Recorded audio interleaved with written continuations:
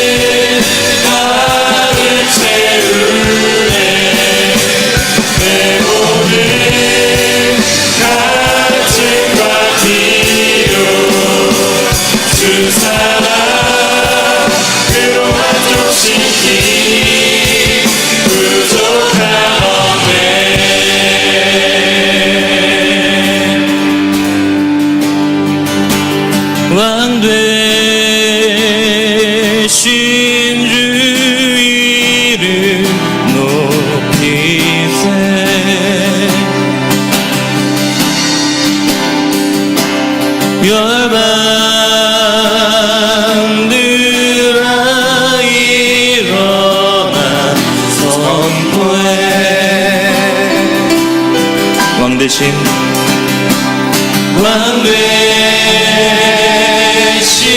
주 이름 높이세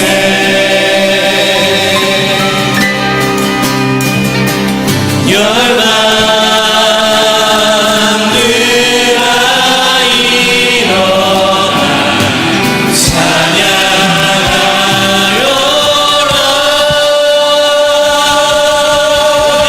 영광의 박수 올려드립시다. 할렐루야. 모두 이 시간 다 자리에 일어나서 예수님을 찬양합시다. 예수 세상의 중심 모든 만물을 다 주께 쏟아내 예수 처음과 아주 모든 역사들 다 주께 쏟아내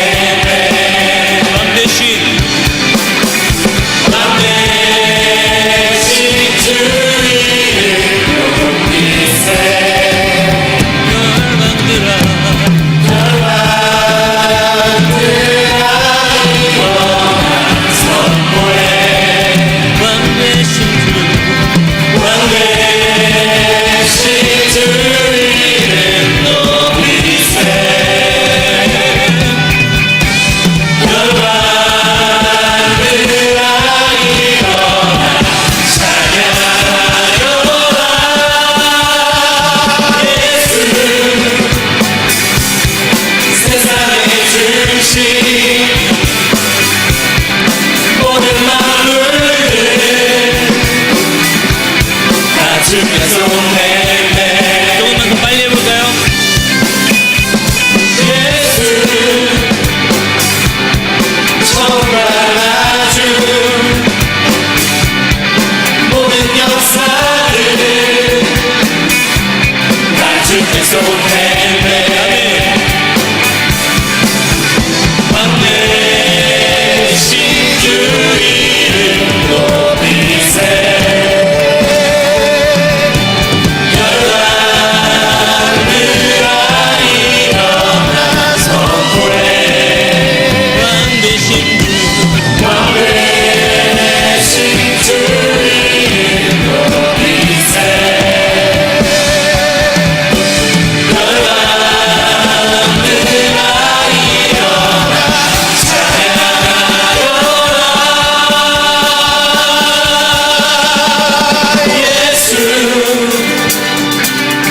세상의 중심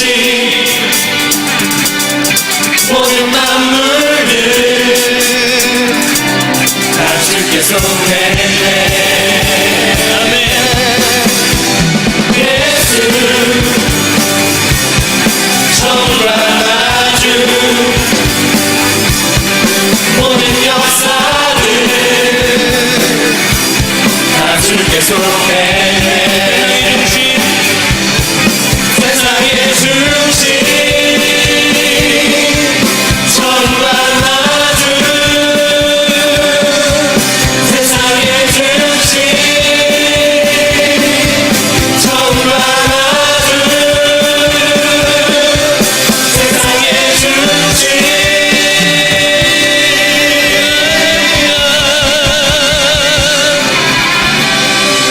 주님께 영광 존귀 찬양 드려 우리 모두 전하리 그 위대하심을 주님께 영광 주님께 영광 존귀 찬양 드려 우리 모두 전하리 그 위대하심을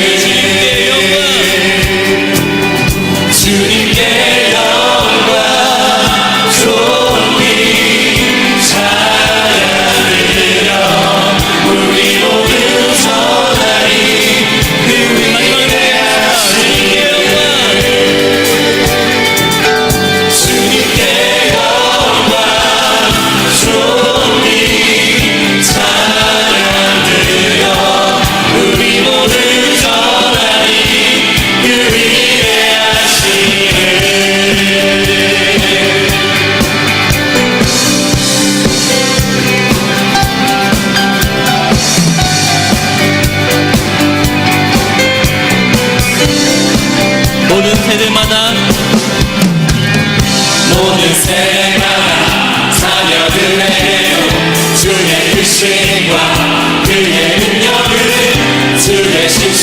승리하신 주의 영광을 전하리.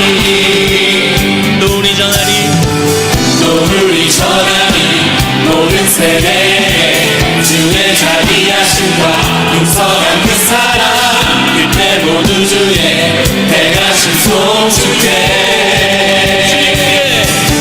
주님께 영광 존귀 찬양 드려 우리 모두 전하리. 그 위대하신 모든 세대마다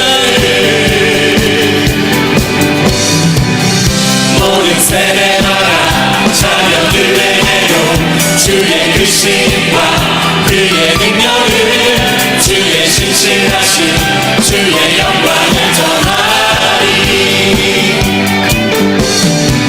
또 우리 전하리.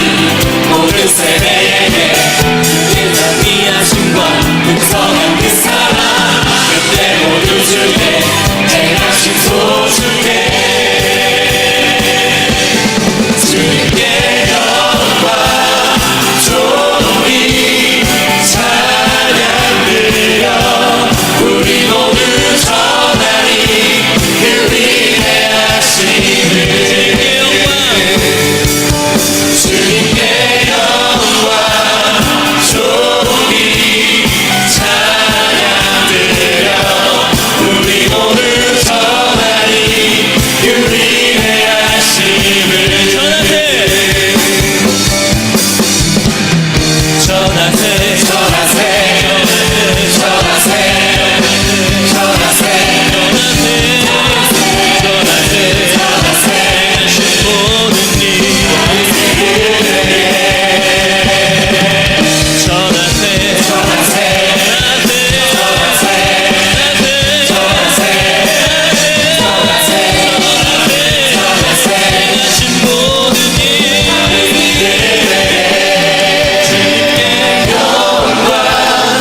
존귀 찬양 드려 우리 모두 전하리. 그 위대하심을. 주님께 영광 존귀 찬양 드려 우리 모두 전하리. 그 위대하심을. 주님께 영광 존귀 찬양 드려 우리 모두 전하리. 그 위대하심을. 우리 모두 전하리. 그 위대하심을. 우리 모두 전하리. 그 위대하심을. 하나님께 영광을 받으시다. 할렐루야.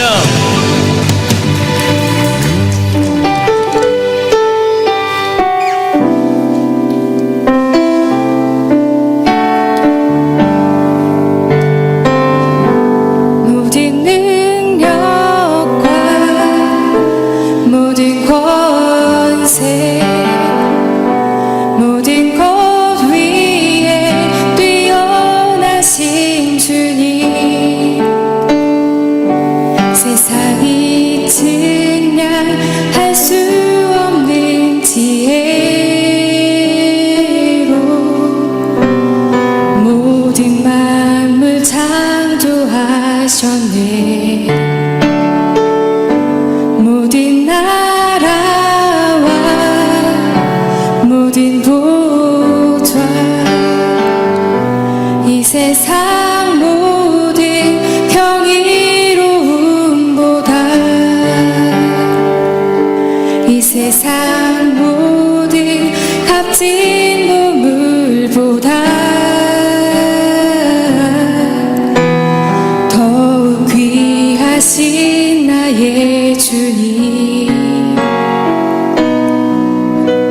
십자가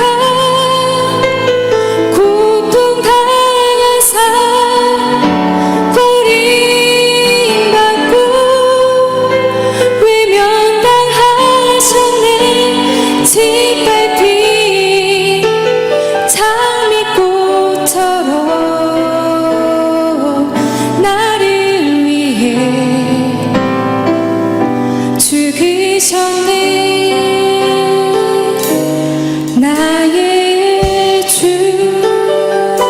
찬양합시다. 모든 능력과 모든 권세 모든 것 위에 뛰어가신 주님 세상이 증명할 수 없는 지혜로 모든 만물 창조하셨네 모든 나라 모든 보좌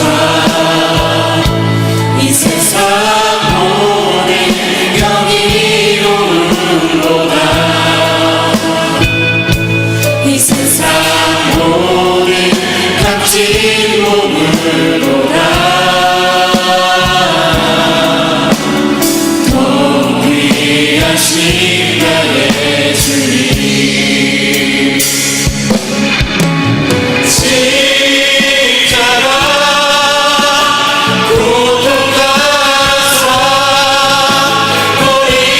버림받고 외면당하셨네 짓밟힌 장미꽃처럼 나를 위해 죽으셨네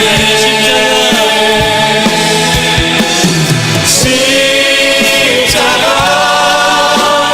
고통가사 버림받고 외면당하셨네 짓밟힌 장미꽃처럼 나를 위해 죽으셨네 마지막으로 십자가 십자가 고통가사 버림받고 외면당하셨네 짓밟힌 장미꽃처럼 나를 위해 죽으셨네 나를 위해 나를 위해 죽으셨네 나를 위해 죽으셨네 나의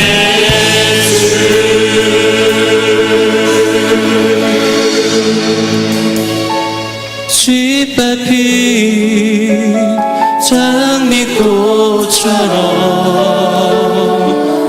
장미꽃처럼 나를 위해 죽으셨네 나의 주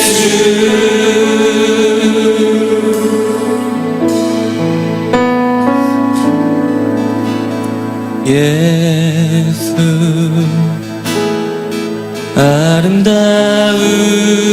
아름다우신 위대하신 주님 부활의 주 어린 양 거룩과 공의 새벽별과 같은 나의 구주 모든 하늘 찬양해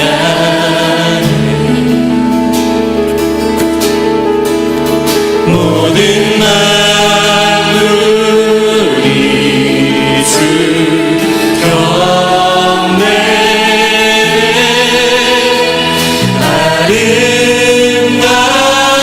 아름답고 놀라우신 모든 이름보다 높은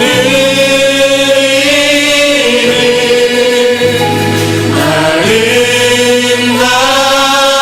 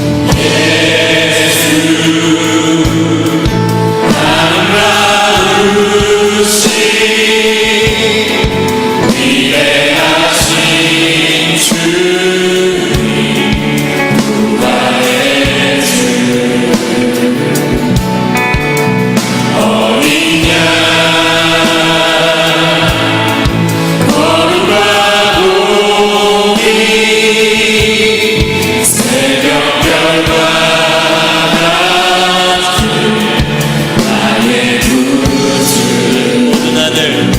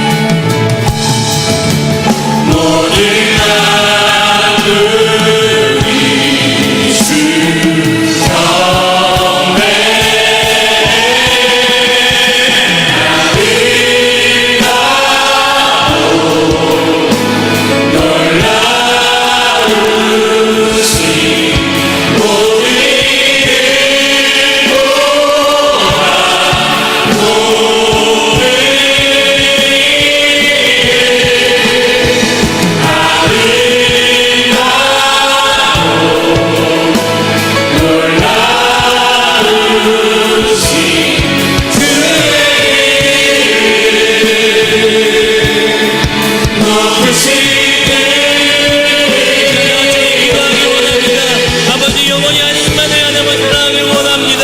아버지 영원히 하나님만을 축복하길 원합니다. 아버지 경배하길 원합니다. 주님 우리를 사용하여 주시고 아버지 세상에 나아가서도 그 그리스도의 사랑으로 말미암아 우리가 그리스도의 행정을 남기는 청년되게 하여 주시옵소서라고 이 시간 다같이 주여 한번 외치시고 기도하겠습니다. 주여. 하나님 아버지 주님께 아름다우신 예수 그리스도를 찬양하길 원합니다. 우리가 예배할 때에 저희 아름다운 위대한 예수 그리스도를 기억하고 나가길 원합니다. 주님의 예배와 우리가 예배할 때 우리가 찬양할 때 우리가 내 말씀에 귀 기울일 때 주여 오신 예수 그리스도를 인하여 우리 사랑하여 주시옵소서. 오직 예수만을 기억하며 오직 성령 하나님께서 주신 마음을 찬양하여 주시옵소서. 오 주님 우리가 시간 그런 마음으로 예배하길 원합니다. 시간 그런 마음으로 하나님을 찬양하고 그런 마음으로 아버지를 노래하길 원합니다. 오 주님 마음 가운데 하여 주시옵소서. 성령을 우리의 우리 마음과 하여 주시옵소서. 우리의 예배가 아버지의 주님의 예배가 온전한 하나님께 하여 주시고 우리의 불사여 땅에 다니신 예수를 위하여 아름다우신 예수 아름답고 목표를 가지고 나가시게 도와주셔서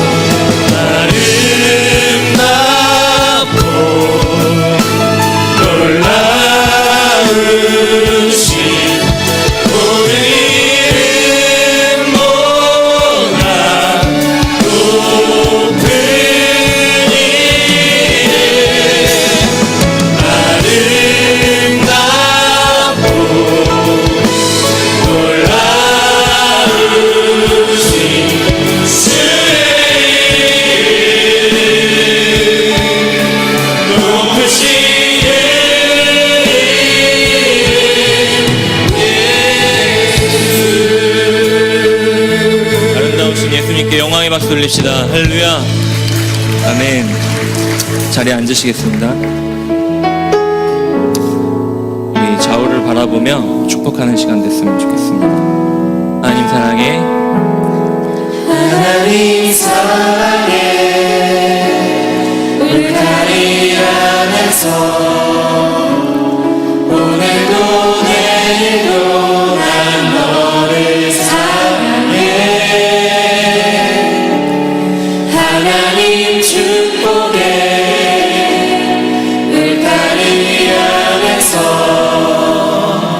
오늘도 내일도 난 너를 축복해. 세상에서 가장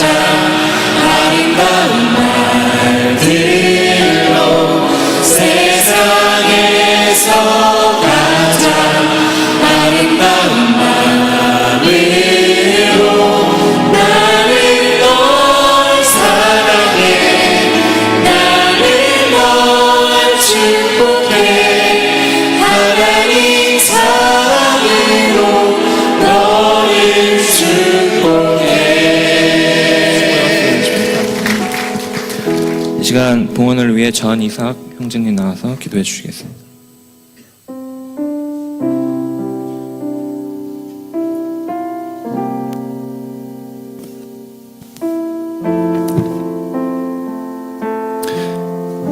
그런즉 누구든지 그리스도 안에 있으면 새로운 피조물이라 이전 것은 지나갔으니 보라 새 것이 되었도다. 살아계신 하나님, 만물의 창조주이신 하나님께서 아무런 자격 없는 우리를 선택하시고 자녀 삼아 주셔서 우리를 품어주시고 아버지께 예배드릴 수 있도록 인도하심에 감사를 드립니다.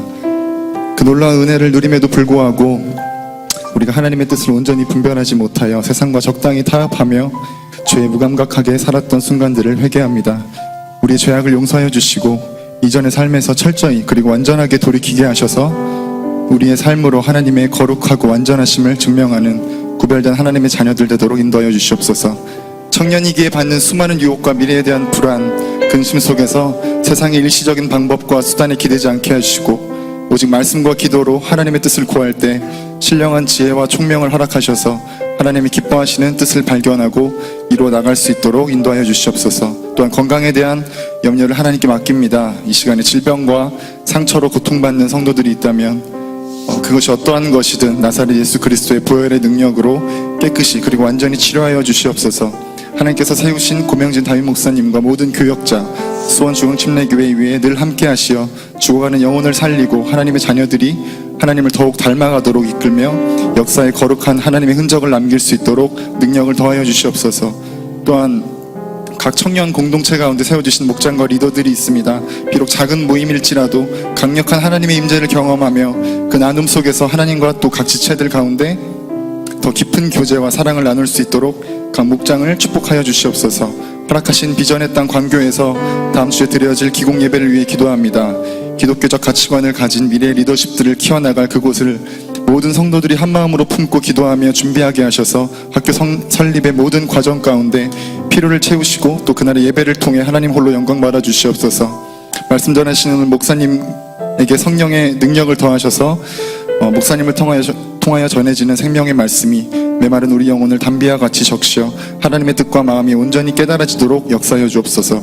이 시간에 하나님께 감사하는 마음으로 준비한 예물을 올려드립니다. 이 예물 쓰이는 모든 곳에 하나님의 사랑과 능력이 전해지게 하시고 미처 준비하지 못한 손길들에게도 물질의 축복을 더하셔서 하나님께 더 큰 감사 올려드리는 삶 될 수 있도록 인도하여 주시옵소서. 모든 청년과 성도들이 주님의 성령의 능력으로 담대한 삶 살기를 간절히 기도드리며 모든 말씀 예수 그리스도의 귀하신 이름으로 기도드렸습니다. 아멘.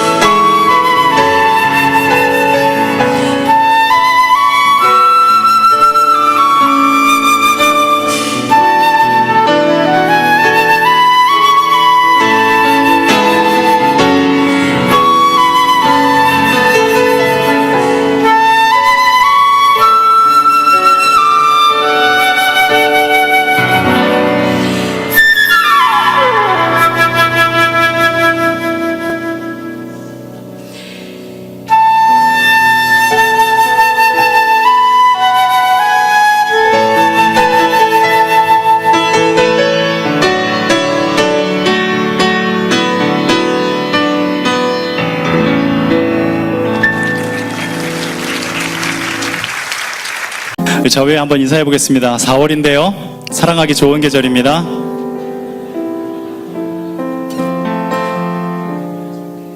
(4월입니다) 아름다운 계절이죠.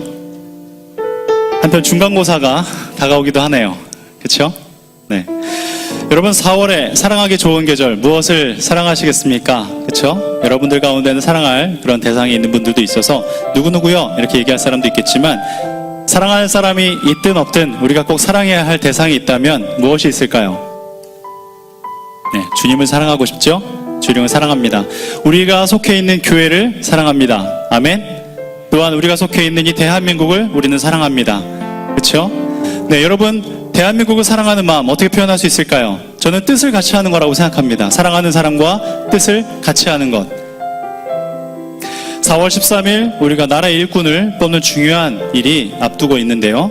여러분, 4월 13일 물론 놀기 좋은, 또 꽃놀이 가기 좋은 그런 날이겠지만, 꼭 여러분 우리 국가를 위해서 여러분들의 사랑을 표현하는 그 마음을 가지고 투표에 참여해 주시면 좋을 것 같고요. 또한 교회를 사랑하는 마음 어떻게 표현할 수 있을까요? 교회의 뜻을 함께하는 것이라고 생각합니다. 그렇죠? 다음 주에 어떤 일이 있을까요? 광고 보여주세요. 좀 전에 여러분들이 보신 것처럼 4월 10일 기공예배를 우리가 눈앞에 두고 있습니다. 그동안 기도해왔고 또 많은 사람들이 저 땅을 밟으면서 또한 꿈꿔왔던 바로 그 공사가, 그 꿈이 다음 주에 시작이 됩니다. 다음 주에 4월 10일 오후 2시에 저희가 광교땅에서 함께 전 교인이 예배를 드리고 또한 그 귀한 꿈을 이루고자 하는데요. 청년 예배는 저곳에서 함께 하기로 했습니다. 그래서 이곳에 3시에 오시면 예배가 없고요. 미리 오셔서 교회에서 출발하는 12시 반 버스를 타시면 2시에 현장에서 함께 은혜로운 예배를 드릴 수가 있습니다. 여러분, 사랑하는 사람과 마음을 같이 한다는 것은 그냥 마음을 품고 있는 것이 아닙니다. 그것을 표현하는 것이죠. 마찬가지로 여러분들의 나라 사랑과 교회 사랑의 뜻을 꼭 저 자리에서 또 4월 13일 투표 장소에서 표현하시길 바랍니다. 주보를 한번 잠깐 열어보시면요, 주황색으로 된 2장의 종이가 있습니다. 계속해서 안내를 몇 주간에 걸쳐서 하고 있지만 아마도 지금 처음 듣는 분들도 계실 것 같기에 제가 안내를 한번 더 해드리겠는데요. 접혀서 펴지는 종이는 한번 열어보시면요, 우리가 하게 될 교육 시설, 학교에 대해서 자세하게 안내를 해드리고 있습니다. 그렇죠? 이 종입니다. 여러분, 꼭 시간 내서 한 번만 읽어봐 주시고, 한번 펴실 때 기도해 주시고, 닫으실 때 한번 기도해 주시면 정말 감사하겠습니다. 다음에 좀 작은 종이가 있습니다. 다 있으신가요? 네. 다음 주에 잃어버려가지고 또 이걸 친구에게 물어보고 찾고 하지 마시고요. 잘 보관해 두셨다가 다음 주에 여기에 안내하는 곳으로 자가용을 가지고 오실 분은 이곳에 있는 약도를 가지고 오셔도 되고요. 또한 이곳에 안내하고 있는 교회 버스 노선들이 있습니다. 그곳에서 버스를 타셔도 무방합니다. 그리고 잘 모르겠다 하시는 분들은 12시 반에 교회로 오시면 교회에서 출발하는 버스가 있으니까요, 그 버스에 꼭 탑승해 주셔서 귀한 역사의 자리에 동참해 주시면 감사하겠습니다. 다음 소식입니다. 여름 사역을 좀 이르다고 생각할 수 있겠지만 여름 사역을 준비 중에 있습니다. 7월 20일부터 22일까지는 청년 헤브론을 준비하고 있고요. 청년 헤브론은 말 그대로 청년들만 참여하는 헤브론입니다. 엊그저께 헤브론을 이제 우리가 마쳤는데요. 7월 20일 제가 청년 헤브론을 준비하고 있습니다. 7월 25일부터 27일까지는 충청 국내 선교를 금년에도 준비하고 있습니다. 작년보다 조금 더 여러 교회를 저희가 선정하고 좀 더 많은 청년들이 참여할 수 있도록 건면할 그럴 계획이 있고요. 7월 31일부터 8월 6일 일주일간은 몽골 단기 선교를 계획하고 있습니다. 교회적으로는 몽골에서 이번에 세계 선교 대회를 갖기 때문에 저희가 그곳에도 함께 할 계획입니다.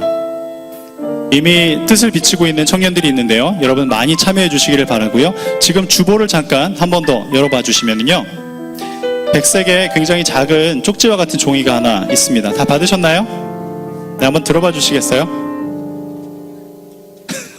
네. 자, 연필을 한번 이렇게 꺼내봐 주시면 감사하겠습니다. 연필을 드시고요. 연필 없으신 분들, 펜이 없으신 분들은 옆에 잠깐 도와주시면 좋을 것 같아요. 이름하고 연락처를 적어주시면 감사하겠습니다. 이름하고 연락처를 적어주시면 감사하겠습니다. 나중에 해야지 뭐 이렇게 생각하지 마시고 뜻을 정하고 지금 적어주시면 굉장히 감사하겠습니다. 그리고 그 밑에 참여란에 4번이라고 적어주시면 감사하겠습니다.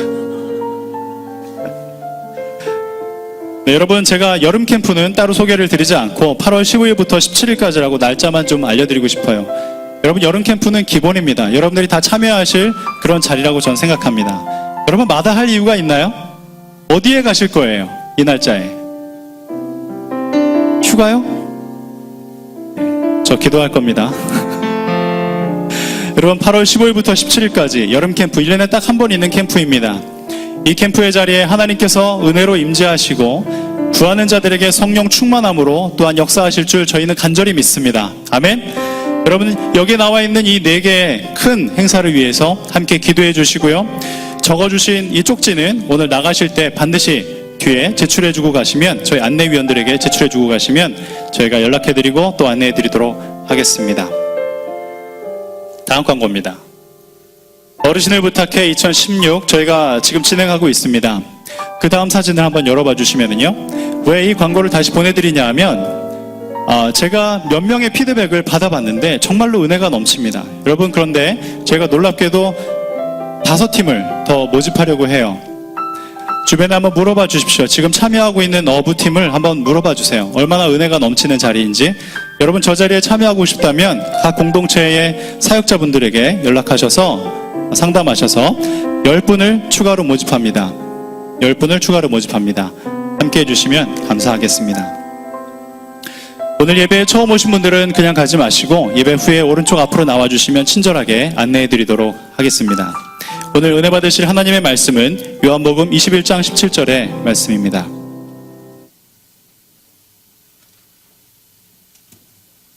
요한복음 21장 17절의 말씀입니다. 함께 읽겠습니다.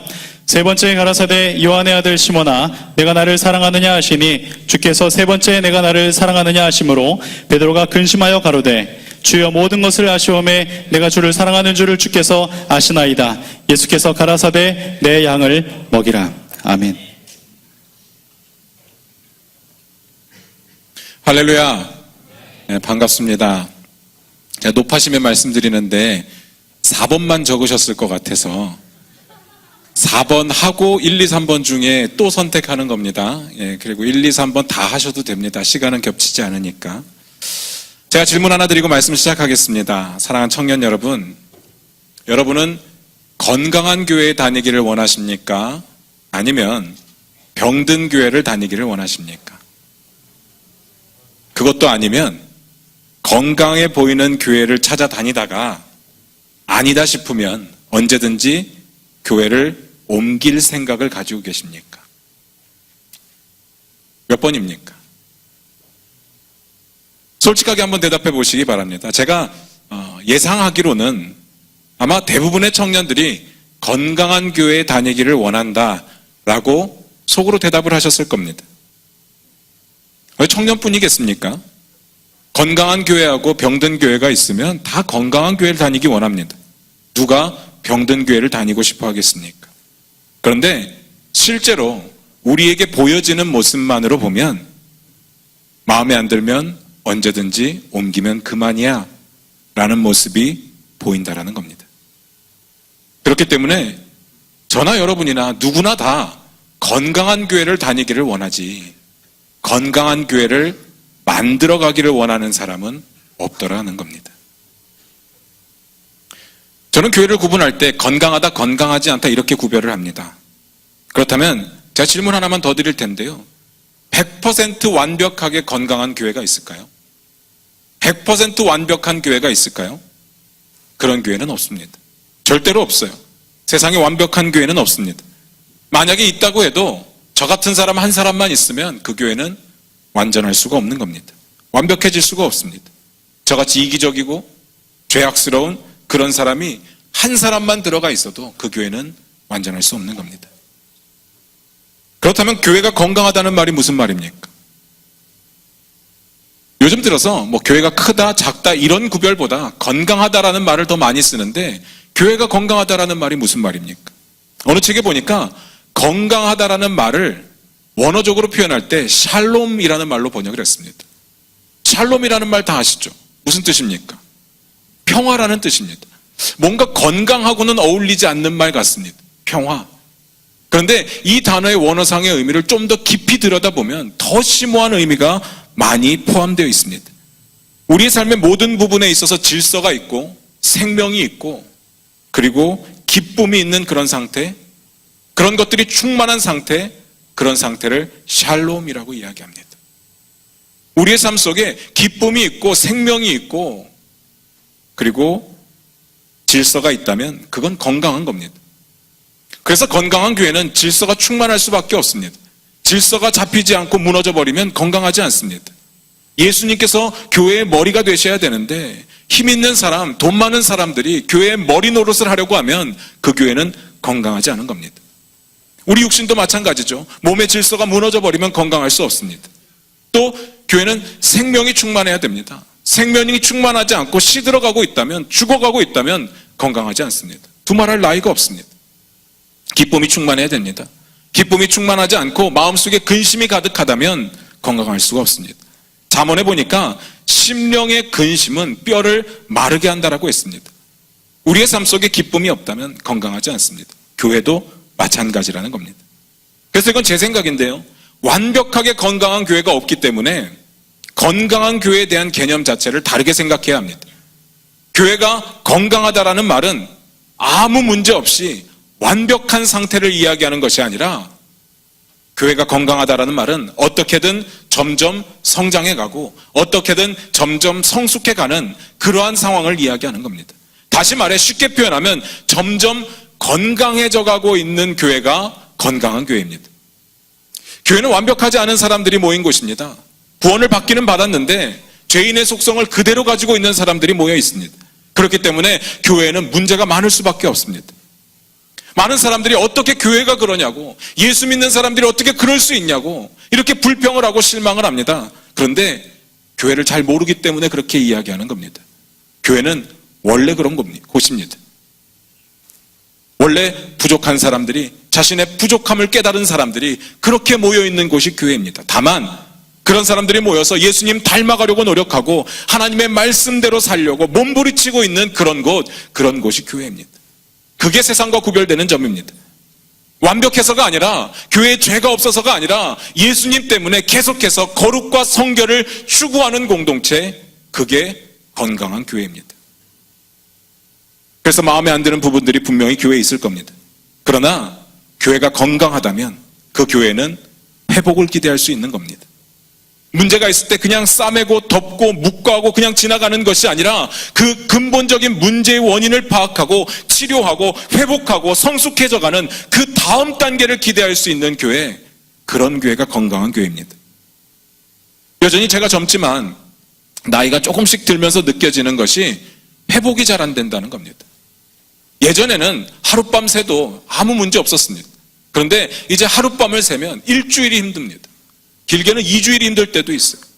또 일을 좀 과하게 한다 싶으면 회복이 안 됩니다. 그래서 광고에서는 그게 간 때문이라고 이야기를 하는데 제가 보기에는 이게 점점 나이가 들기 때문이라고 생각이 듭니다. 모든 부분에서 점점 회복되는 속도가 늦어집니다. 그러다가 어느 순간 회복이 안 되는 부분들이 생길 겁니다. 그게 병 들어가는 겁니다. 그게 건강을 잃는 겁니다. 사랑하는 청년 여러분, 저는 여러분과 건강한 교회를 만들고 싶습니다. 여러분과 건강한 청년부를 같이 만들어 가고 싶습니다. 건강한 교회를 만들어 놓고 건강한 청년부를 만들어 놓고 여러분들을 초대하기를 원하는 것이 아니라 여러분과 함께 건강한 교회를 만들어 가고 싶습니다. 그 어느 누구도 완벽하게 건강한 교회를 만들 수는 없습니다. 함께 만들어 가는 겁니다. 이걸 성경적인 표현으로 하면 함께 지어져 간다라고 이야기합니다. 그게 성경적인 겁니다. 완벽한 교회 없습니다. 우리는 계속해서 완벽해지려고 노력하며 사는 겁니다. 예수님 재림하시는 그날까지 완전한 것은 없고요. 완전해지려고 노력하는 것입니다.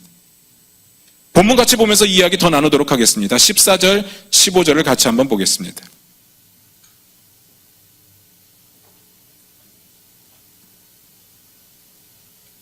같이 읽겠습니다. 이것은 예수께서 죽은 자 가운데서 살아나신 후에 세 번째로 제자들에게 나타나신 것이라.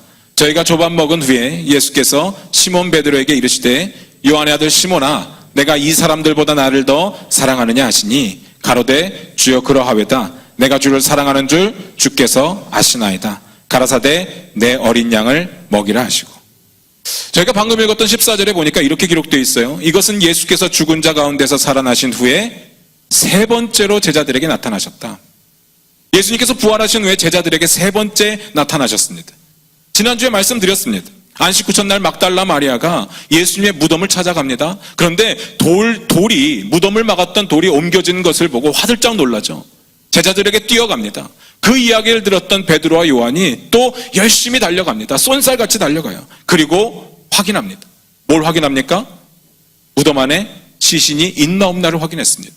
그리고 성경에 뭐라고 되어 있다고요? 보고 믿었다. 뭘 믿었습니까? 예수님의 부활을 믿었다고요? 아니요. 시신이 없어진 것을 믿었다는 겁니다. 부활하신 예수님을 만나기 직전까지 그 어느 누구도 예수님이 부활할 수 있다는 사실을 믿었던 사람이 없었습니다. 그리고 그날 저녁에 처음으로 제자들에게 나타나시는데 그때 누가 없었습니까? 도마가 없었습니다. 물론 가룟 유다도 없었겠죠. 죽었으니까. 가룟 유다도 없었을 텐데 도마가 없었습니다. 도마가 밖에 나갔다 돌아오니까 막 제자들이 흥분 상태입니다. 예수님 부활했다. 그때 도마가 뭐라고 했다고요? 난 못 믿겠다. 손에 못자국 만져보고 창자국을 찔러보지 않고서는 내가 도저히 못 믿겠다. 그렇게 이야기합니다. 제가 지난주에 말씀드리면서 도마만 좀 띠라고, 도마만 좀 의심이 많고 도마만 좀 모자라는 사람이냐? 아니라고 했습니다. 모든 제자들이 그 상황이면 그랬을 겁니다. 누가 봐도 그 당시에는 부활하신 예수님을 상상조차 할 수 없었습니다. 그리고 일주일 정도가 지난 후에 다시 한번 부활하신 예수님이 제자들 앞에 나옵니다. 그때 누가 있었습니까? 도마가 있었습니다. 누구를 위해서 나타났다고 했습니까? 도마를 위해서. 왜요? 도마가 못 믿고 있었으니까.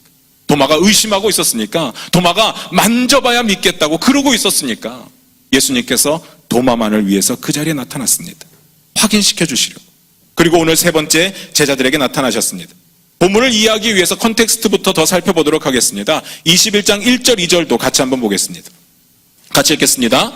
그 후에 예수께서 디베랴 바다에서 또 제자들에게 자기를 나타내셨으니 나타내신 일이 이러하니라.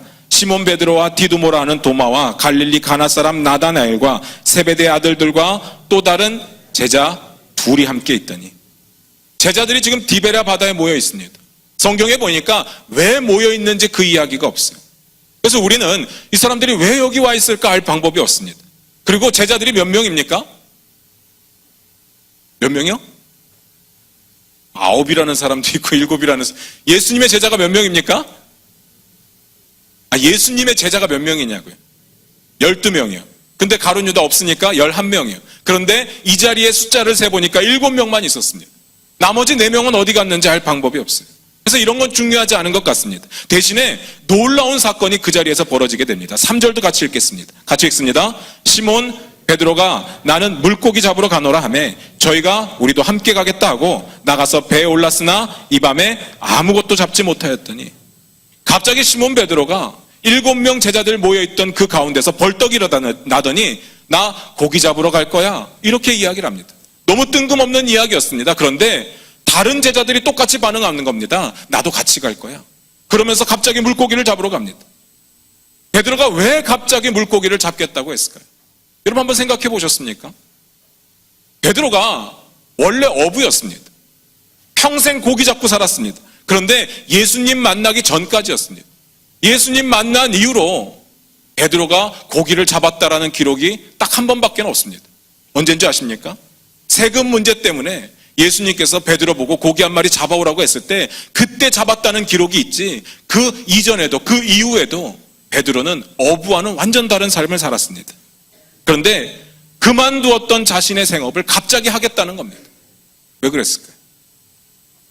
왜 포기했던 예수님 만났을 때 그물과 배를 버려두고 쫓았는데 왜 포기했던 그 어부의 삶을 다시 살겠다고 이야기하는 것일까요? 학자들마다 의견이 분분합니다. 어떤 사람들은 베드로가 예수님 죽었기 때문에 너무 실망하고 너무 좌절해서 도저히 제자의 삶을 살 수 없기 때문에 이제 자신의 생업으로 돌아가겠다라고 이야기한다고 이야기합니다. 또 어떤 학자들은 베드로가 현실로 돌아왔기 때문에 목구멍이 포도청이기 때문에 뭐라도 해서 먹고 살아야 해서 그 당시에 할 수 있는 거 물고기 잡는 거 그거 하겠다고 나섰다고 이야기합니다. 무엇이 맞는 이야기인지 전 잘 모르겠습니다. 그렇지만 이야기의 흐름상을 볼 때 정확한 것, 분명한 것, 확실한 것이 하나 있습니다. 그것은 바로 그 순간 베드로는 예수님의 제자로서 무엇을 해야 되는지 몰랐다라는 이야기입니다. 이게 중요한 겁니다. 베드로 예수님의 부활을 목격했습니다. 그런데 그 다음에 뭘 해야 되는지 몰랐다는 이야기입니다. 베드로뿐만 아니었습니다. 예수님의 모든 제자들이 다 똑같았습니다. 예수님의 죽음의 의미도 몰랐고요. 예수님의 부활의 의미도 몰랐습니다. 뿐만 아니라 지금 자기들이 3년 동안 쫓아다녔던 3년 반 동안 쫓아다녔던 예수님 그분과 떨어져 있는 상황에서 자기들이 뭘 할 수 있고 무엇을 해야 되는지 도저히 이해하지 못했습니다. 그 전까지 예수님 돌아가시기 전까지는 예수님이 시키시는 것만 하면 됐습니다. 그런데 시키시는 예수님이 없어졌습니다. 자기들이 뭘 해야 되는지 몰랐습니다. 꼭 우리의 모습 같지 않습니까? 교회에서 설교 말씀을 듣고 은혜를 받습니다. 문제는 그 다음입니다.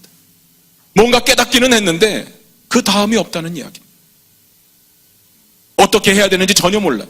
어떻게 내 삶에 적용해야 되는지를 전혀 모른다는 것입니다. 그러니까 답답하지 않습니까? 그러니까 신앙생활에 발전이 없는 겁니다. 그러니까 어쩔 수 없이 다시 현실에 집중하게 되는 겁니다. 은혜를 받으면 받을수록 은혜의 자리에 있으면 있을수록 그 공허함은 더 커져갑니다. 선교 후에, 여름 캠프 후에, 헤브론 후에 여러분이 참여했던 영적인 어떠한 프로그램 가운데 은혜를 많이 받으면 많이 받을수록 그 다음이 더 공허하게 느껴지더라. 왜 그렇습니까? 그 다음을 모르기 때문에 그렇습니다. 그 다음에 어떻게 내가 받았던 은혜를 내 삶 가운데 적용해야 되는지 그 사실을 모르고 있기 때문에 제자들과 똑같았습니다. 부활을 경험하고도 놀라움을 경험하고도 그것을 내 삶에 어떻게 적용해야 되는지 몰랐습니다. 밤이 맞도록 그물을 던진 제자들 물고기 한 마리도 잡지 못했습니다. 그때 예수님께서 나타나셨습니다. 그물을 배 오른편에 던져라. 제자들이 순종합니다. 그물을 배 오른편에 던졌습니다. 그때 어마어마하게 많은 물고기를 잡게 됩니다. 몇 마리입니까? 153마리. 우리는 숫자에는 큰 의미를 두지 않도록 하겠습니다. 중요한 것은 밤새 잡지 못하다가 예수님 한마디에 순종하니까 잡게 되었다. 이게 중요한 겁니다. 그리고 제자들이 땅에 올라와 보니까 예수님께서 제자들을 위해서 아침 식사를 준비해 놓으셨습니다. 그리고 함께 식사를 하셨습니다. 제자들과 식사를 마치신 후에 예수님께서 베드로에게 묻기 시작한 겁니다. 요한의 아들 시몬아, 네가 이 사람들보다 나를 더 사랑하느냐? 그러자 베드로가 이렇게 대답합니다. 주여 그러하외다. 내가 주를 사랑하는 줄 주께서 아시나이다. 그리고 나서 비로소 예수님께서 말씀하십니다. 내 어린 양을 먹이라. 16절 같이 한번 보겠습니다. 같이 읽습니다. 또 두 번째 가라사대 요한의 아들 시몬아 네가 나를 사랑하느냐 하시니 가로되 주여 그러하외다. 내가 주를 사랑하는 줄 주께서 아시나이다. 가라사대 내 양을 치라 하시고. 첫 번째와 같은 상황입니다. 예수님께서 한 번 더 물어보셨습니다. 네가 나를 사랑하느냐? 베드로는 그렇다고 대답을 했고요. 예수님은 내 양을 치라고 명령하십니다. 17절도 같이 보겠습니다. 같이 읽습니다. 세 번째 가라사대 요한의 아들 시몬아 네가 나를 사랑하느냐 하시니 주께서 세 번째 네가 나를 사랑하느냐 하심으로 베드로가 근심하여 가로되 주여 모든 것을 아시오매 내가 주를 사랑하는 줄을 주께서 아시나이다. 예수께서 가라사대 내 양을 먹이라. 예수님께서 세 번씩 같은 질문을 베드로에게 던졌습니다. 물론 그 질문을 받아들이는 베드로의 입장에서는 첫 번째, 두 번째, 세 번째가 같은 의미로 다가오지는 않았을 겁니다. 다 달랐을 거예요. 일반적으로도 같은 질문을 계속하면 느낌이 좀 싸하지 않습니까? 그러니까 베드로 입장에서도 예수님이 자꾸 물어보시니까 느낌이 좀 달랐을 겁니다. 그리고 결론적으로 던지시는 예수님의 말씀 또한 약간의 표현의 차이가 있지만 같은 명령이었습니다. 내 양을 먹여라, 내 양을 쳐라. 왜 그랬을까요? 왜 예수님께서 같은 질문을 세 번씩 반복하고 있는 것입니까? 이유는 간단합니다. 앞에서 말씀드렸습니다. 베드로가 그 상황 가운데 예수님의 제자로서 무엇을 해야 될지 전혀 모르고 있었기 때문에. 부활을 경험했는데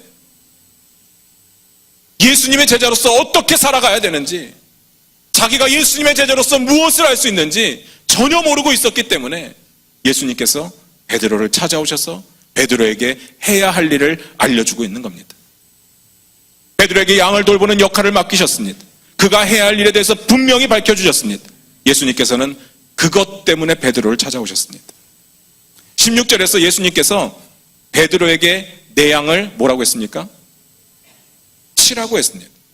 내 양을 먹이라라고 하는 말과 좀 다르게 표현을 했습니다. 내 양을 치라. 여기에 사용된 치다라는 말이 영어로 보니까 shepherd예요. 양을 치는 거예요. 양을. 그런데 이 단어가 양을 친다라는 의미도 있지만 원어상의 의미를 보니까 다스린다라는 의미가 더 강합니다. 왕의 통치에 대해서 이야기할 때 이 단어가 쓰였다는 것입니다. 이스라엘의 모든 장로가 다윗을 왕으로 삼을 때, 그때 우리를 다스리소서 할 때 그때 이 단어가 쓰였고요. 하나님의 통치를 묘사할 때도 이 단어가 쓰였습니다. 대표적인 게 시편 23편입니다. 여호와는 나의 목자시니, 그때 이 단어가 쓰였습니다. 그러니까 지금 예수님께서는 베드로에게 야, 사람 낚는 어부 좋아하시네. 어떻게 그런 네가 나를 배신해? 양이나 먹여. 이런 이야기가 아니라는 겁니다. 양을 다스리라고 이야기하는 겁니다. 양을 통치하라고 이야기하는 겁니다. 예수님이 가지고 있었던 양을 통치하는 통치권을 지금 베드로에게 위임하고 있는 겁니다. 어마어마한 상황입니다. 하나님께서는 양에 대한 통치권을 예수님께 주셨고, 예수님께서는 양에 대한 통치권을 지금 베드로에게 위임하고 있는 겁니다. 예수님께서 베드로에게 이름했던 양에 대한 통치권이 우리가 생각하는 개념과는 분명히 다릅니다. 막 힘으로 억누르고 억압하고 그런 능력을 이야기하는 것이 아닙니다. 그럼 뭐겠습니까? 예수님께서 베드로에게 맡기신 양을 내 양이라고 표현하셨습니다. 이걸 주목해야 됩니다. 예수님께서 야, 너 양 가져, 나 필요 없어, 이런 게 아니라 내 양을 맡기신 겁니다. 예수님의 입장에서 내 양, 내가 죽기까지 사랑했던 그 양, 내가 목숨 버려서 사랑했던 그 양을 네가 다스려라. 그 말은 단순하게 그냥 억압하고 너 가져의 의미가 아니라 잘 다스리고 잘 이끌고 잘 가르치고 잘 인도해라. 그리고 내가 죽기까지 사랑했던 것처럼 너도 그래야 된다. 그 이야기를 하는 겁니다. 이것이 바로 예수님께서 베드로에게 맡기신 목자의 직분이었습니다. 왜 이런 내용을 베드로에게 말씀하신다고요? 베드로가 전혀 모르고 있었기 때문에, 자기가 예수님의 제자로서 무엇을 해야 될지 전혀 몰랐기 때문에, 그래서 예수님께서는 굳이 찾아오셔서 그가 할 일을 친절하게 말씀하시는 겁니다. 그에게 소명을 주시는 거예요. 예수님께서 두 번째 나타나신 거 온전히 누구 때문에 나타났다고 했습니까? 지난주에 도마 때문에. 그러면 세 번째 나타나신 것은 누구 때문에 나타나셨습니까? 베드로 때문에. 헤매고 있는 베드로에게 소명을 주시는 겁니다. 헤매고 있는 베드로에게 할 일을 알려주시는 겁니다. 헤매고 있는 베드로를 불러서 일을 맡기고 계십니다. 감동적이지 않습니까? 사랑하는 청년 여러분, 제가 여러분께 부탁드리고 싶은 것이 있습니다. 예수님을 인격적으로 만나시길 주님의 이름으로 축원드립니다. 개인 대 개인으로 만나라는 이야기입니다. 마치 유명인사 만나듯이 일대 다수로 만나지 마시고 직접 만나셔야 됩니다. 우리는 예수님의 팬이 아닙니다. 제자입니다. 예수님을 주인으로 모신 자발적인 종입니다. 거기에는 우리의 직접적인 만남이 필요한 것입니다. 개인 대 개인으로 인격적으로 만나야 됩니다. 예수님을 감격적으로 만난 다른 사람, 그 사람의 감정에 우리의 감정을 이입하지 마시기 바랍니다. 직접 만나십시오. 예수님은 그러기를 원하시고 또 그런 모습으로 찾아오십니다. 사마리아 여인에게 찾아오신 것처럼, 도마에게 찾아오신 것처럼, 오늘 베드로에게 찾아오신 것처럼, 그렇게 예수님께서는 여러분 한 사람 한 사람을 여러분의 상황에 맞게 찾아가실 것입니다. 오늘 이 순간에도 예수님께서는 여러분을 찾아오셨습니다. 여러분 각자의 삶의 상황을 아시기 때문에 그 부분을 터치하고 계십니다. 예수님 그렇게 찾아오십니다. 그렇게 찾아오신 예수님 여러분 만나셔야 됩니다. 잘 보시기 바랍니다. 여러분이 설교를 들을 때 모두가 다 똑같이 은혜를 받는 것은 아닐 겁니다. 일단 은혜를 받는 사람도 있고 못 받는 사람도 있을 겁니다. 어떤 사람은 설교가 불편한 사람도 있을 겁니다. 마음이 불편한 것도 성령님의 터치입니다. 뭔가 내 마음에 걸리는 것이 있는 것입니다. 모난 부분이 있는 겁니다. 깎여야 될 부분이 있는 겁니다. 다른 사람들은 은혜 받는데 나만 문제가 있다면 나에게 문제가 있는 겁니다. 나한테 깎여야 될 부분이 있다는 겁니다. 내가 고쳐야 될 부분이 있다는 겁니다. 그걸 깨달아야 되고 그걸 깨닫게 하신 예수님을 만나야 된다는 이야기입니다. 또 은혜를 받았다고 하더라도 서로 다른 부분에서 은혜를 받게 됩니다. 왜 그렇습니까? 각자 상황이 다르기 때문에. 그리고 성령님께서 각자의 상황에 따라 우리를 터치하고 계시는 겁니다. 그러면 그 상황 가운데 남이 만난 예수님을 만나는 게 아니라 내가 예수님을 만나야 된다는 이야기입니다. 언제까지 남이 만난 예수님에게 감동받으시겠습니까? 언제까지 글로 배운 예수님에게 감동받으시겠습니까? 사랑하는 청년 여러분, 예수님을 직접 만나십시오. 인격적으로 만나십시오. 그런데 이 시점에서 우리가 정말 중요한 것을 놓친 것이 있습니다. 제가 베드로에게 예수님께서 맡기신 것이 통치권이라고 했습니다. 그런데 어떻게 그렇게 어마어마한 것을 베드로에게 맡겼을까 하는 겁니다. 베드로가 그럴 자질이 있습니까? 여러분 어떻게 생각하십니까? 베드로 그럴 자질이 있습니까? 베드로가 예수님께서 잡히시던 밤에 어떤 일이 있었습니까? 어떤 일이 있었어요? 예수님을 모른다고 3번 부인했잖아요. 3번 부인만 했습니까? 저주도 했잖아요. 지금 이 문제가 해결되지 않았는데 어떻게 양에 대한 통치권을, 양을 다스리라고, 예수님이 양을 위해서 했던 것처럼 양을 다스리라고 그렇게 맡길 수가 있느냐는 겁니다. 이 문제가 해결되지 않으면 베드로가 수제자로서 다른 제자들 앞에 설 수 없습니다. 앞으로가 베드로가 해야 될 사역, 만나야 될 사람들 가운데 베드로는 설 수 없을 겁니다. 무엇보다도 베드로 자신이 예수님과의 관계 가운데 이 문제를 해결하지 못한다면 계속되는 자책과 의심 때문에 자학하며 살 수밖에 없는 겁니다. 예수님의 제자로서 사역 자체가 불가능합니다. 그러니까 이 부분이 해결돼야 됩니다. 예수님, 이 베드로의 이 부분을 해결하려고 찾아오신 것입니다. 여러분 다 아시는 이야기일 겁니다. 한경진 목사님, 유명한 목사님이죠. 훌륭하신 목사님입니다. 존경받는 목사님이죠. 그분이 1992년도에 템플턴 상을 수상하고 그 수상 소금으로 어마어마한 이야기를 합니다. 뭐라고 이야기를 했는가 하면 나는 신사참배를 했던 사람입니다. 이렇게 이야기를 합니다. 가장 영예로운 자리, 가장 높아지는 그 자리에서 자신의 죄를 회개하는 겁니다. 아무도 몰랐던 일입니다. 40년, 50년 전의 이야기입니다. 가만히 두면 그냥 넘어갈 수 있는 그런 일입니다. 그런데 그 자리에서 그 고백을 하는 겁니다. 왜요? 그분에게는 이 문제가 짚고 넘어가야 할 부분이었기 때문에. 오늘 본문을 잘 살펴보시면 예수님께서 3번씩 같은 질문을 했습니다. 그런데 왜 3번일까요? 여러분 생각해 보셨습니까? 왜 3번일까요? 예수님께서 3번 묻는 것하고 베드로가 3번 부인하는 것하고 분명히 연관성이 있을 겁니다. 예수님께서 베드로를 불러 세워놓고 야 이 치사한 놈아, 그래가 네가 나를 3번 부인해? 그러고도 모자라서 나를 저주해? 네가 내 제자야? 야 내가 지난번에 천국 열쇠 약속했잖아. 그거 없던 걸로 하자. 이런 이야기가 아닌 겁니다. 예수님께서 첫 번째로 물으셨어요. 베드로야, 네가 이 사람들보다 나를 더 사랑하니? 이 말은 베드로가 했던 이야기잖아요. 자기가 이야기했어요. 다른 사람들은 다 주를 버릴지라도 나는 버리지 않겠습니다. 내가 그만큼 당신을 사랑합니다. 베드로가 했던 이야기입니다.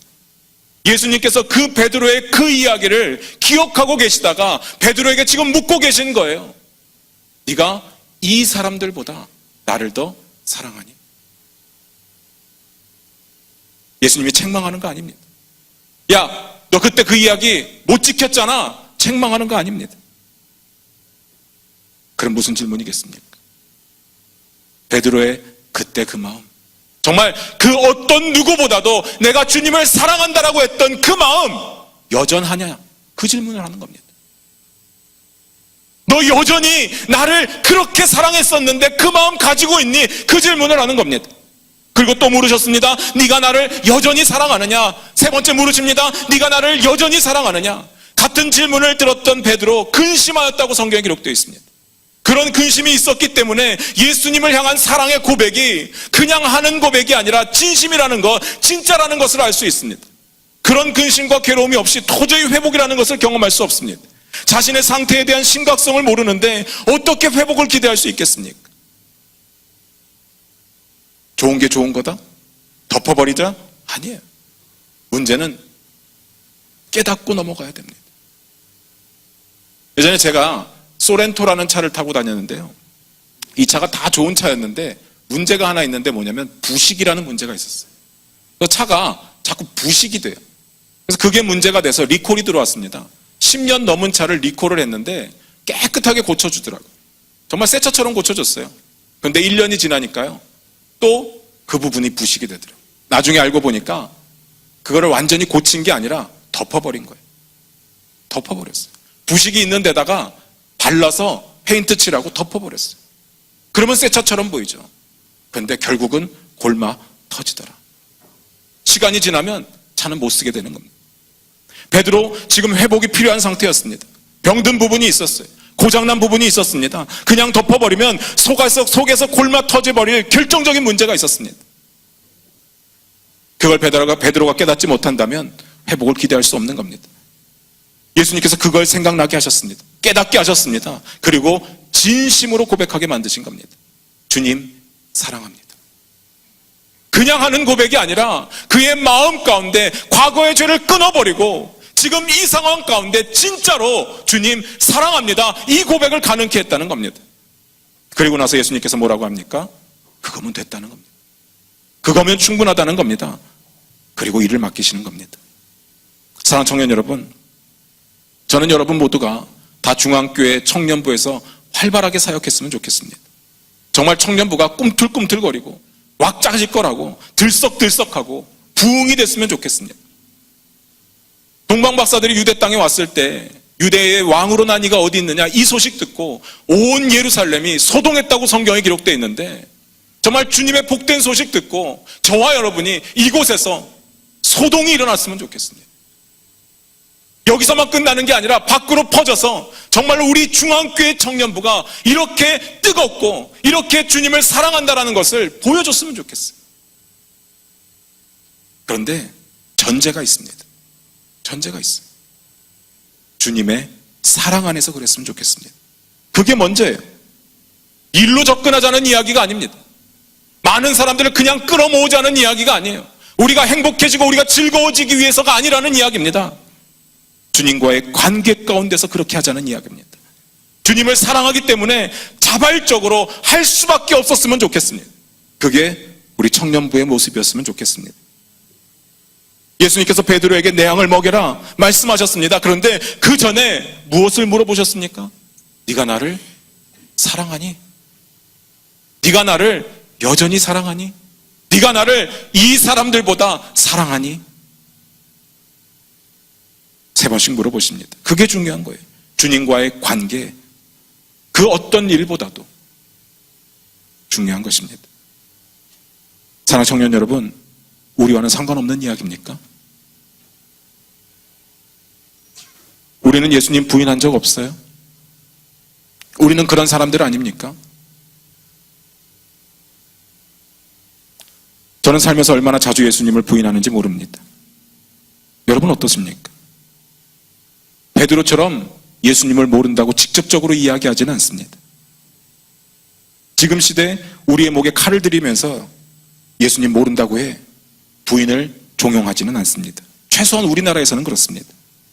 물론 얼마나 이런 평화로운 분위기가 지속될지는 모르겠습니다. 그런데 우리의 삶이 전혀 예수님 모르는 사람처럼 편안하게 살고 있더라 하는 것입니다. 너무 부끄럽습니다. 정말 어디에 있어도 크리스찬이라는 이름이 부끄럽지 않게 살아가느냐? 그렇지 못하다는 이야기입니다. 주님을 외면할 때가 얼마나 많습니까? 바쁘기 때문에, 삶이 힘들기 때문에, 인간관계 때문에, 대한민국의 청년으로 살아가기 때문에. 주님의 말씀대로 살지 못하는 거 그건 둘째치고 때로는 크리스찬이라는 이름표도 떼고 살아가진 않습니까? 성경에 뭐라고 했습니까? 예수님 뭐라고 했어요? 너희가 서로 사랑하면 이로써 모든 사람들이 너희가 내 제자인 줄 알리라 이렇게 말씀하셨습니다. 누군가 여러분을 보면서 야 당신 보니까 진짜 예수님의 제자 같아. 당신의 행동을 보니까, 당신의 말을 보니까, 당신이 사랑하는 모습을 보니까 진짜 예수님의 제자 같아. 여기 계신 여러분 들어보신 적 있으십니까?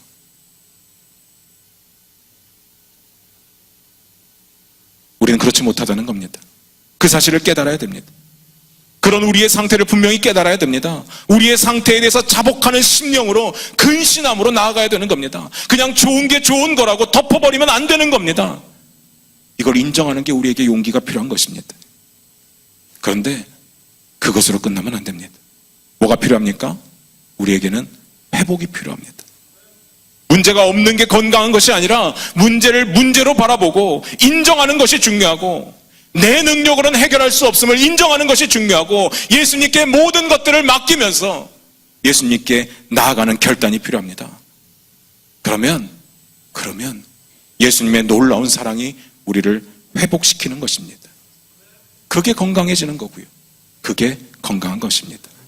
그 회복을 경험하는 성도가 건강한 성도입니다.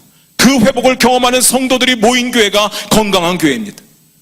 사랑하는 청년 여러분, 여러분께 묻겠습니다. 우리 건강한 청년부입니까? 회복 있는 청년부입니까? 혹시 문제만 있고 문제를 지적하는 사람만 있지는 않습니까? 회복을 위해 가장 먼저 필요한 것, 예수님을 진짜로 사랑하는 겁니다. 그러면 그거면 됐습니다. 우리의 능력이 중요한 것이 아니라 예수님을 진짜로 사랑하느냐, 그게 중요한 겁니다. 그러면 나머지는 주님께서 하실 겁니다. 사랑하는 청년 여러분, 예수님을 사랑하십니까? 예수님을 진짜로 사랑하십니까? 예수님을 여러분 옆에 있는 그 어느 누구보다도 진짜로 사랑하십니까? 이 질문에 여러분 아멘으로 고백할 수 있어야 됩니다. 하나님께서는 우리의 예수 믿기 이전의 모습이 어땠는지 관심 없습니다. 우리의 현재 능력이 어떠한가도 관심이 없습니다. 우리의 지금 마음이 예수님을 향하고 있느냐, 우리가 진짜로 예수님을 사랑하느냐, 그걸 보기를 원하십니다. 그거면 족합니다. 그거면 충분합니다. 그 다음은 주님께서 하십니다. 그런데 우리는 그 다음 것만 관심이 있어요. 예수님께서 맡기시는 일에만 관심이 있어요. 예수님을 진짜 사랑하느냐, 관심이 없다는 겁니다. 마태복음 28장 19절 20절에 이렇게 기록되어 있습니다. 너희는 가서 모든 족속으로 제자를 삼아 아버지, 아들과 성령의 이름으로 침례를 주고 내가 너에게 분부한 모든 것을 가르쳐 지키게 하라. 볼지어다 내가 세상 끝날까지 너희와 항상 함께 있으리라. 우리 주님께서 어마어마한 명령을 주시잖아요. 모든 족속을 제자 삼으래요. 그들을 다 침례 주래요. 우리가 감당할 수 있는 일입니까? 우리의 능력으로 되는 일이에요? 그런데 그 앞절에 이런 기록이 있습니다. 예수께서 나와 일러 가라사대 하늘과 땅의 모든 권세를 내게 주었으니 그러므로 너희는 가서 모든 족속으로 제자를 삼아. 이렇게 나가는 겁니다. 하늘과 땅의 모든 권세를, 모든 능력을 다 너희한테 줬으니까 니네가 가서 알아서 잘해봐. 그 이야기가 아니라 하늘과 땅의 모든 권세를 예수님께서 내게 주셨으니까, 예수님께서 말하는 겁니다. 하나님께서 내게 주셨으니까 그러므로 너희는 가서 족속 삼으라는 겁니다. 이 이야기가 무슨 말입니까? 주님이 하시겠다는 이야기입니다. 내가 권세 받았으니까 너희는 일하라는 겁니다. 왜요? 내가 세상 끝날까지 너희와 항상 함께 할 것이기 때문에. 주님께서 주님의 일을 맡기실 때 우리의 능력 보고 맡기시겠다고 말씀하신 적이 없습니다. 내가 너희와 함께 할 거니까, 내가 모든 권세 가졌으니까, 그러니까 너희는 내가 시키는 일을 하라. 예수님의 능력이 우리의 인생 가운데 나타나려면 예수님을 진짜로 사랑해야 됩니다. 사랑하는 청년 여러분, 교회를 향해서 불평이 생기십니까? 좀 더 재밌는 교회, 좀 더 건강한 교회, 좀 더 멋진 교회, 그러지 못한 것에 대해서 아쉬움이 생기십니까? 그렇다면 불평은 조금 접어두고 나와 주님의 관계를 먼저 생각해 보시길 바랍니다. 내가 정말 주님을 사랑하고 있느냐? 그리고 주님의 사랑으로 서로 사랑하고 있느냐? 그게 점검되고 나서 내 입술로 내 마음으로 예수님 사랑한다라고 진심으로 고백할 수 있을 때 그때 일을 하십시오. 받은 소명대로 헌신하시길 바랍니다. 예수님을 향한 우리의 고백이 진심이라면 우리의 모습이 지금 같을 수는 없을 겁니다. 분명히 우리 청년부 건강한 청년부로 거듭날 것입니다. 한 가지만 부탁드립니다. 교회 우리 교회예요. 청년부 우리 청년부입니다. 물론 제 말을 오해하지 마시기 바랍니다. 교회 주인 하나님이시죠. 교회 머리 예수님이시죠. 제 말은 저와 여러분 모두가 다 각각 교회의 한 부분들이라는 겁니다. 누구 한 사람 잘해서 되는 게 아니에요. 목사 한 사람 잘해서 되는 거 아니고요. 여러분의 리더 한 사람 잘해서 되는 게 아니고요. 우리 모두의 역할입니다. 사도 바울은 지체라고 이야기합니다. 건강한 교회 되고 싶지 않으십니까? 건강한 교회 다니고만 싶으십니까? 사랑하는 청년 여러분, 여러분하고 건강한 교회 만들고 싶습니다.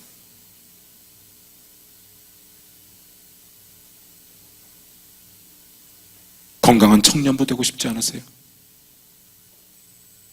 사랑하는 청년 여러분, 여러분하고 건강한 청년부 만들고 싶습니다. 그러기 위해서 여러분의 헌신도 필요하고요. 사역도 필요하고요. 참 많은 것들이 필요하겠지만 그 전에 예수님을 사랑하는 그 사랑이 진심이어야 합니다. 그게 확인되고 나서 건강한 청년부를 만들어가는 겁니다. 건강한 교회를 만들어가는 겁니다. 마지막으로 묻겠습니다. 사랑하는 청년 여러분, 예수님을 진심으로 사랑하십니까? 예수님을 여전히 사랑하십니까? 그 어떤 누구보다도 내가 가장 사랑할 그 자신이 있으십니까? 잠깐 한번 기도하겠습니다.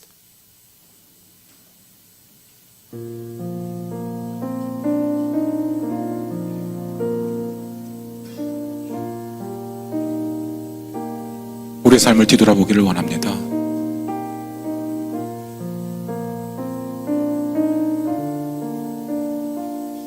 내 입술로는 늘 하나님을 사랑한다고, 예수님을 사랑한다고 고백하고, 예수님밖에 없다고 고백하고, 큰 소리 외쳐 찬양하고, 뛰면서 찬양하고 율동하는데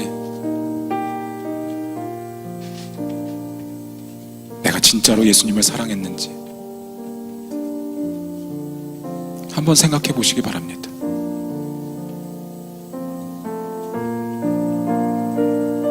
예수님께서는 어떤 상황 가운데서도 우리를 모른다 하지 않았습니다. 가장 비참한 자리에도 서셨고요, 우리를 위해서 목숨까지 내어놓으셨습니다.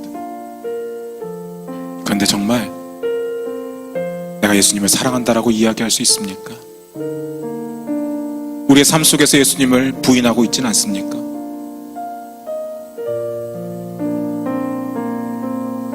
직장 생활이 다 그런 거라고, 21세기 청년으로 살아가는 모습이 다 그런 거라고, 그러지 않으면 살아남을 수 없다고 혹시 그렇게 이야기하지 않습니까?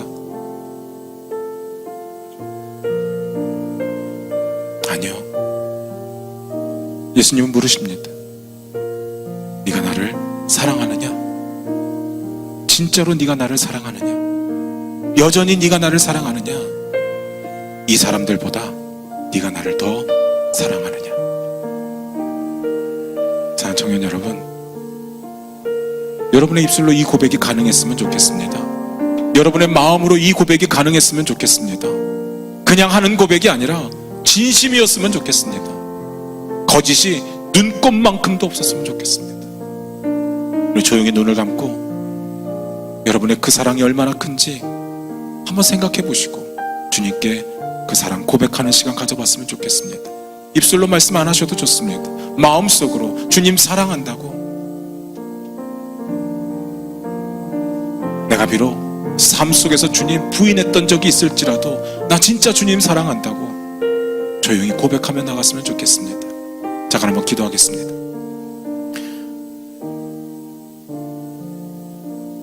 사랑하는 하나님 아버지, 도와주시옵소서. 우리 주님 예수님, 우리를 위해서 목숨까지 내어놓으셨는데 우리는 왜 이렇게 부인하며 삽니까? 용서해 주시옵소서.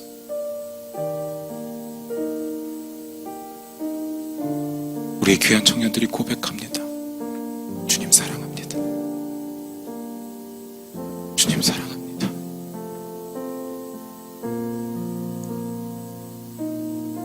그냥 하는 이야기 아니고, 그냥 내뱉는 말 아니고, 듣기 좋으라고 하는 이야기 아니고, 내 모든 것 다 포기하고서라도 주님 사랑합니다. 이들의 고백이 진심이기를 원합니다.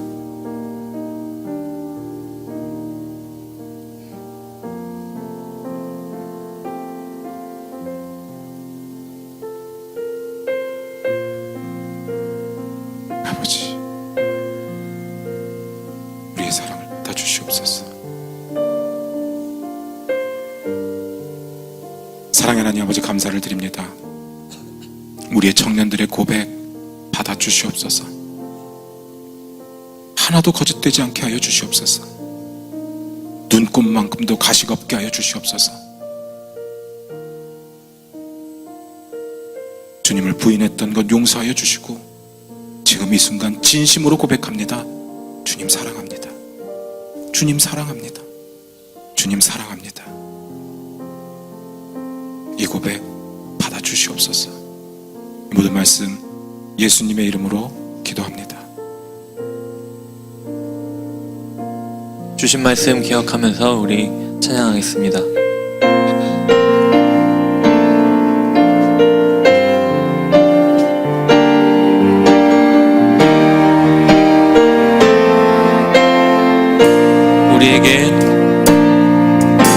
우리에겐 소원이 하나 있네.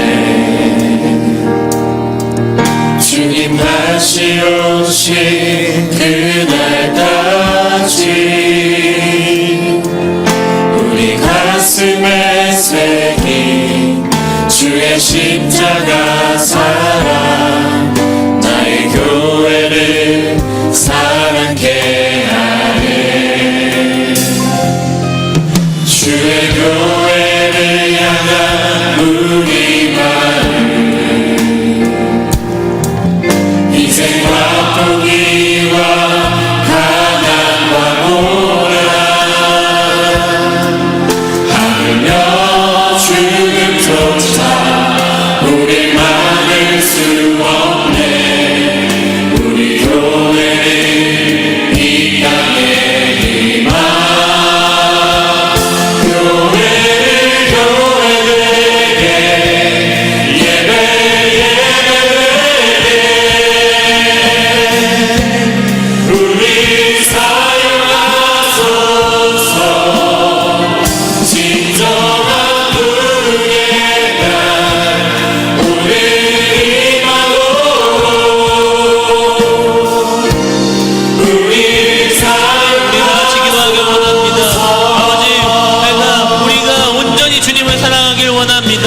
우리가 진실된 사랑을 소망합니다라고 이 시간 다 같이 주님께 고백하며 나아가는 시간 됐으면 좋겠습니다. 다 같이 기도하시겠습니다. 주님, 하나님 아버지, 온전히 하나님 아버지 주님 아버지 주님 온전히 하나님 주님만 나아가길 소망합니다. 아버지 주님 온전히 하나님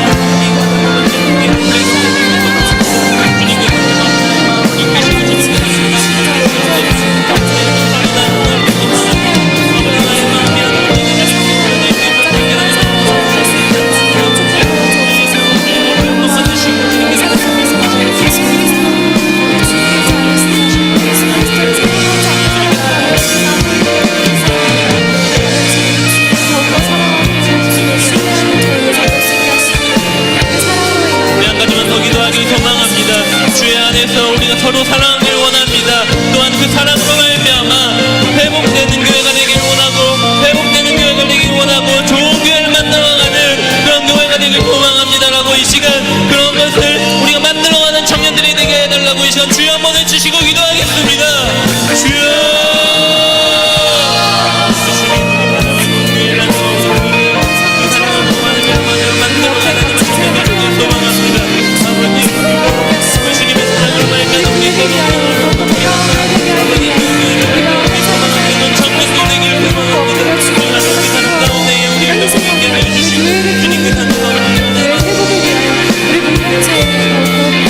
교회를 교회되게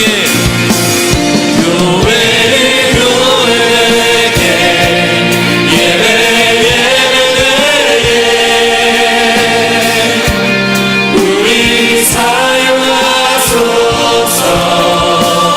진정한 은혜 날 오늘 임하고 우리 마지막으로 해봅시다.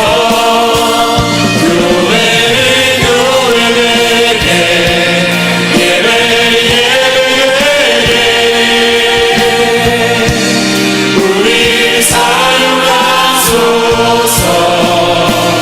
진정한 은혜 날 오늘 임하고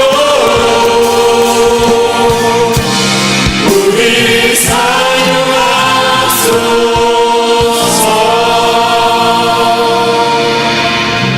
이제는 우리 주 예수 그리스도의 은혜와 아버지 하나님의 극진하신 사랑과 성령님의 감화감동 충만하심이 이 세상 어느 누구보다도 주님을 사랑합니다 라고 고백하는 귀한 청년들의 그 고백 위에, 그 머리 위에 이제부터 영원히 함께 하시기를 축원하옵나이다.